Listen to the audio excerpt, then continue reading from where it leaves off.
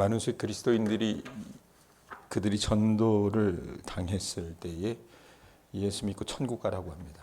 그러니까 그들이 믿는 신앙의 기본적인 목적이 뭐냐? 천국 가기 위해서 예수를 믿는 것 같습니다. 자, 그렇다고 하면 우리 신앙생활의 목표가 단순히 어떤 구원에 국한된 것인가?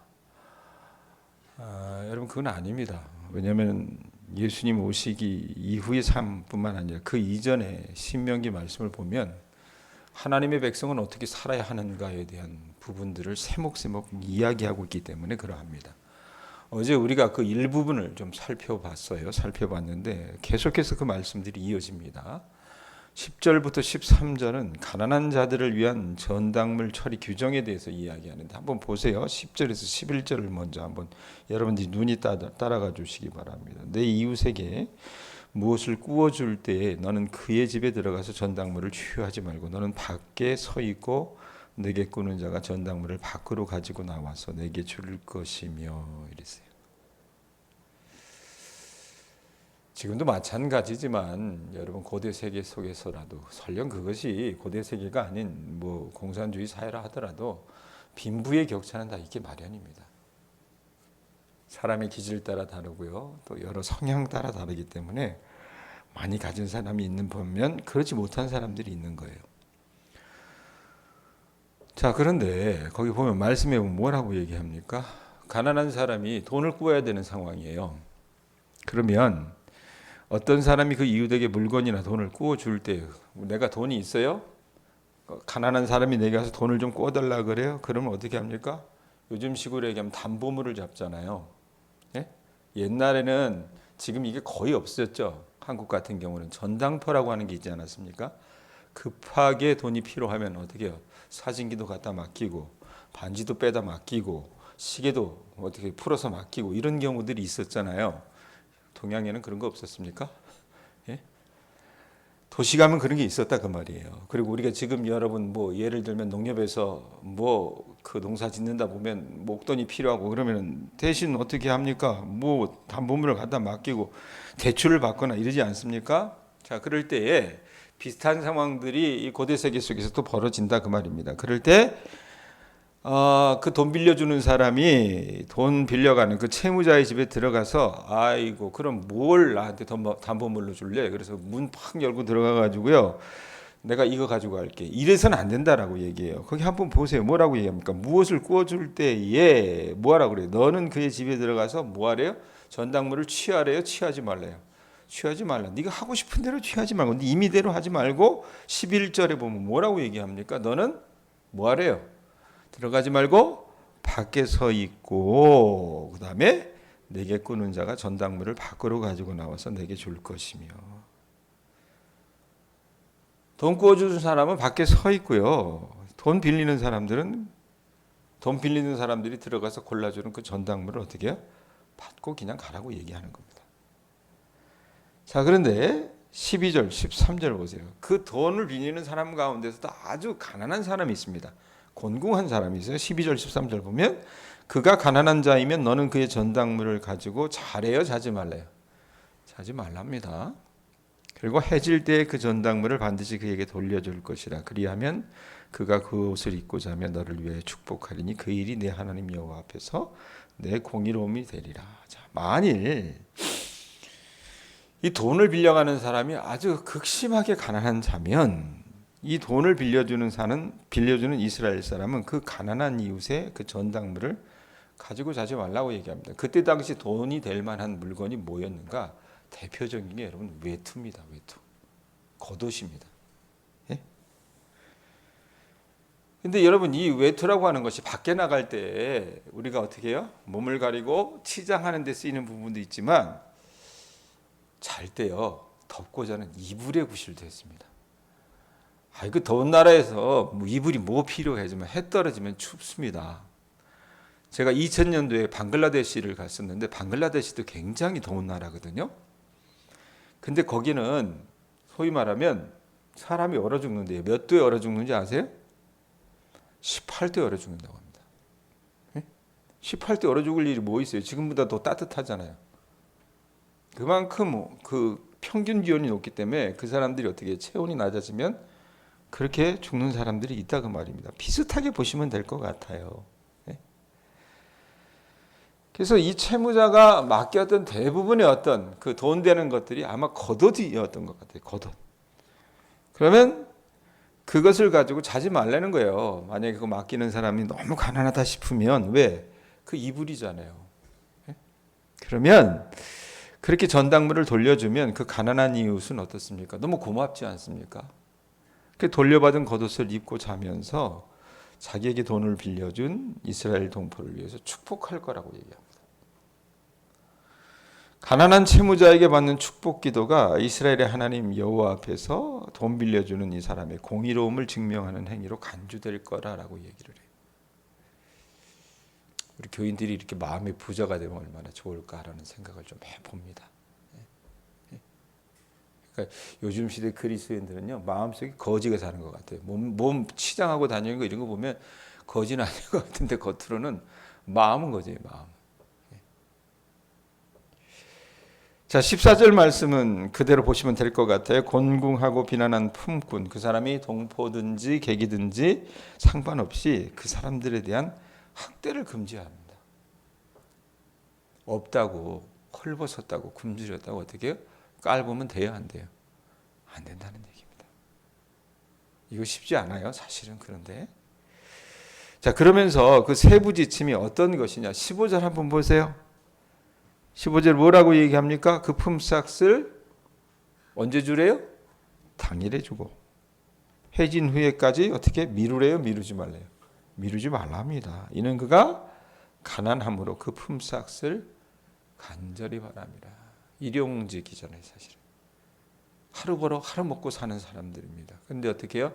일은 시켜놓고 품삯 주지 않으면 어떻게 됩니까? 그가 말씀해 보면 뭐라고 얘기합니까? 간절히 바랍니다 그래놓고 그가 너를 뭐 한다 그래요? 여호와께 호소하지 않게 하라. 죽으라고 이랬는데 때거리 마련하려고 죽으라고 이랬는데 있는 놈이 더 하잖아요 사실은요. 네? 안 주는 거예요. 그럼 어떻게 합니까? 억울하고 분하니까 돈 줘야 될 사람한테 가서 사정하고 하소연하면 여러분 어떻습니까? 무시하고 또 일 안 시켜줄 거 분명하기 때문에 여호와 하나님께 호소할 수밖에 없는 거예요. 그러면 여러분 어떻게 돼요? 그것이 내게 죄가 될 것입니다. 자, 일 시켜 먹는 사람들은 반드시 품삯을 당일에 주고 해진 후까지 미루지 말아야 된다. 왜냐하면 품꾼이 가난하기 때문에 그 품삯이 없으면 살 수가 없는 겁니다. 그래서 이 품꾼의 임금을 채우려면 그가 고용주를 자기를 고용한 그 고용주를 여호와 하나님께 고소하는 것입니다. 고소하는 것. 그러면 어떻게 해요? 하나님이 그것을 죄로 여기신대요. 죄로. 시골에서 품삯 안 주는 사람 없겠죠. 안 그렇습니까? 그럴 일 없죠. 그런데 이제 그 도시 같은 데 보면 공장을 하든지 건설업 이런 거 하는 사람들 보면 대부분 보면 바로바로 안 주더라고요. 어음 끊어서 주고 뭐 이러니까. 예? 그러다 보면 참 버거운 삶을 살아가는 하층민들이 많다 그 말입니다. 자 16절 말씀은 어떤 말씀이냐면 연자제로 고통당할 가능성이 있는 사람들의 생명을 보호하는 규정입니다. 이거 우리나라에서 다 사라졌다라고 얘기하죠. 지금은 박통시대, 박정희시대. 그러니까 저는 왜 박정희를 그렇게 사람들이 숭앙하는지 모르겠어요. 사실은 저는 그 사람 별로 존경하지 않습니다. 그러니까 이승만이나 박정희를 그렇게 지금 높이 세워야 될 이유가 저는 있을까라는 생각을 개인적으로 해요. 박통시대, 이승만시대 여러분 저질렀던 일들이 대부분이 뭡니까? 연자제였어요. 연자제. 아비가 잘못하면 어떻게 해요? 자식까지. 예? 옛날 조선시대에 했던 것처럼 삼족을 멸한다 그러잖아요. 이런 식으로 죄를 뒤집어 썼다고 말입니다. 자, 이게 그럼 어디에서부터 연유하냐? 고대 근동 아시아에 어떤 그 법령이 있었냐면 당시 공동체에서 어떤 사람이 살해됐어요. 누군가 죽였겠죠. 그럼 죽였다면 일단 누가 죽였어? 그 범인이 밝혀지면 그 잔인한 피해 복수가 그 가족에게 자행됐습니다. 죽인 놈만 죽이면 되잖아요. 예? 눈에는 눈, 이에는 이로. 그게 아니라 어떻게 합니까? 너 나 죽였어? 그러면 네 새끼도 죽일 거야. 네 마누라도 죽일 거야. 이런 식으로 다 죽여버렸다는 얘기입니다. 예? 범인의 아내, 자녀들, 다른 친족, 심지어 범인의 종들까지 무자비한 복수국으로 살해될 수 있었다는 얘기입니다. 그러므로 이스라엘 사람들은 어떤 일이 있더라도 이들이 여러분 이제 가나안에 들어가서 살 때 어떻게 해요? 다른 가치관을 갖고 살아야 되는 거예요. 가나안이 그런 못돼 먹은 습속이 있었기 때문에 하나님께서 어떻게 합니까? 토해내실 수밖에 없었던 겁니다. 예? 사람을 담아댈 만한 그런 그릇들이 되지 못했어요. 이 인간들이. 그래서 하나님께서 하나님의 백성들을 그곳에 어떻게 해요? 이주시키면서 너희들은 이전에 이 토착민들이 살았던 것처럼 그런 사고방식과 그런 어떤 생활 습관을 갖고 살아서는 안 된다 그러면서 하나하나 말씀해 주시는 거라 그 말입니다. 그래서 어떤 경우도 그들의 경내에서 피해 다툼이나 대규모의 보복이 일어나지 않도록 해야 된다고 명령을 받았던 거예요. 16절 한번 보세요. 16절 읽어보세요. 읽습니다. 시작. 아버지는 그 자식들로 말미암아 죽임을 당하지 않을 것이요 자식들은 그 아버지로 말미암아 죽임을 당하지 않을 것이니. 네, 거기까지만 하세요. 자. 부모가 법을 어겼기 때문에 무지한 자녀들이 고통을 당할 이유가 있어요, 없어요? 없다라는 얘기입니다. 그렇게 보면 제가 봤을 때 물론 그걸 꼭 시비로 가려낼 부분들이 있어야 되겠네 싶지만 조국 씨라고 하는 문재인 정부 시절 때의 법무장관 그 사람을 완전히 그렇게 그냥 멸문지화하도록 그 윤석열 대통령과 검찰이 했던 그 범죄는요. 제가 봤을 땐 사람이 만약에 그것을 단죄하지 않으면 하나님이 언젠가 단죄하실 거라고 봅니다. 자기네들은 자기 마누라는 몇십억씩 해먹었으면서 예? 야당 당대표 부인이 뭐 법인카드로 7만 5천 원인가 해먹은 거 가지고 무슨 기소를 하고 자기 부인은 뭐 수사도 안 하고 조사도 안 하고 이런 것들을 보면요. 공평하지 않잖아요. 그러니까 그리스도인들이 그런 여러분들 인식은 갖고 계셔야 돼요. 자, 고통을 당할 이유도 없고 폭력적이고 공격적인 아들이 지은 범죄 때문에 아버지나 어머니가 처형당할 이유가 없다는 겁니다. 그러면서 하나님이 뭐라고 얘기하세요? 거기 16절 뒷부분에 죽임당하지 않을 것이니 그러면서 딱 얘기하시는 게 뭐예요? 이어지는 말씀이 뭡니까? 각 사람은 자기 죄로 말미암아 뭐한대요? 죽임을 당할 것이니라. 근동아시아 여러분 다른 어떤 그 법령들과 완전히 비교가 됐던 거예요. 하나님께서 이스라엘 백성들에게 주셨던 이 율법은. 일례로 바벨론에서는 건축자가 집을 지었어요. 집을 지었는데 공사 감리를 잘못했는지 부주의한 공사로 집주인의 아들이 그거 지켜보고 있다가 집이 무너져서 사망을 했습니다. 그래서 어떻게 된지 아세요? 그러면 그 건축한 사람을 뭐 죽이든지 이래야 될 거 아닙니까? 동해동량이니까. 근데 어떻게 됐냐면 그 건축자의 아들을 죽여버렸습니다. 그런데 이스라엘에서는 그 같은 보복행위가 해서는 돼야 안 돼요? 안 된다는 얘기입니다. 예수 믿는 사람들 보면요. 미안한 얘기지만 여러분 그러지 마세요 제발. 얼마나 쫌스러운지 아십니까? 예? 칼부림 할 일도 아니고 뭐 그거 가지고 무슨 나라를 팔아먹은 것도 아닌데 그거 하나 자기 마음에 뭐 안 들게 뭐 했다고 어떻게 합니까? 두고 여러분 그러면 안 돼요. 벌 받아요 나중에. 자 17절 18절 보세요. 너는 객이나 고아의 송사를 억울하게 하지 말며 과부의 옷을 전당 접지 말라. 너는 애굽에서 종되었던 일과 내 하나님 여호와께서 너를 거기서 성량하시는 것을 기억하라. 이러므로 내가 내게 이 일을 행하라 명하노라. 자, 송사가 걸릴 거 아니에요. 재판정에 가서. 그러면 그 사람들을 재판하는 재판장은요. 이스라엘 백성들 가운데서도 가장 취약한 취약층이 있었습니다. 그들이 누구냐면 우리로 얘기하면 유민들, 외국인 노동자들, 그 다음에 고아, 부모 없는 사람들, 그 다음에 과부, 예? 신랑 없는 사람들, 제일 불쌍한 사람들이잖아요. 자기들 어떻게 해요? 대변할 수 있는 변호사를 할 수 있는 것도 아니고 이 사람들이 얘기한다고 그 목소리가 누구보다도 크게 들리는 것도 아니고 오히려 작게 들릴 수밖에 없었단 말입니다. 그러면 대부분 보면 여러분 어떻습니까? 유전무죄, 무전유죄잖아요. 돈이 있는 사람들은 있는 죄도 없이 되고 돈 없는 사람들은 어떻게 합니까? 힘없는 사람들은 죄가 돼요. 근데 재판장이 그런 식으로 이들에게 억울하게 하지 말며 과부의 옷을 전당 잡지 말라고 명령하시는 겁니다. 그러면서 우리가 기억해야 될 말씀이 오늘 말씀 중에 여러분들이 기억해야 될 게 저는 18절이라고 생각을 해요. 너는 뭐라고 얘기해요? 애굽에서 종되었던 일과 네 하나님 여호와께서 너를 속량하신 것을 기억하라. 예? 여호와 하나님은요 이스라엘에게 애굽에서 종되었던 일과 이스라엘의 하나님 여호와께서 거기서 그들을 어떻게 해요? 구원해 주셨던 것을 기억하라고 명령하십니다. 출애굽에 여러분 은총을 기억하는 이스라엘에게 이 일을 그리고 행하라고 말씀을 하세요. 결국 여러분 모든 사회 속에서 최약자에 속한 사람들에 대한 자비와 동정을 이스라엘에게 어떻게 법적으로 하나님은 제도화시키는 겁니다.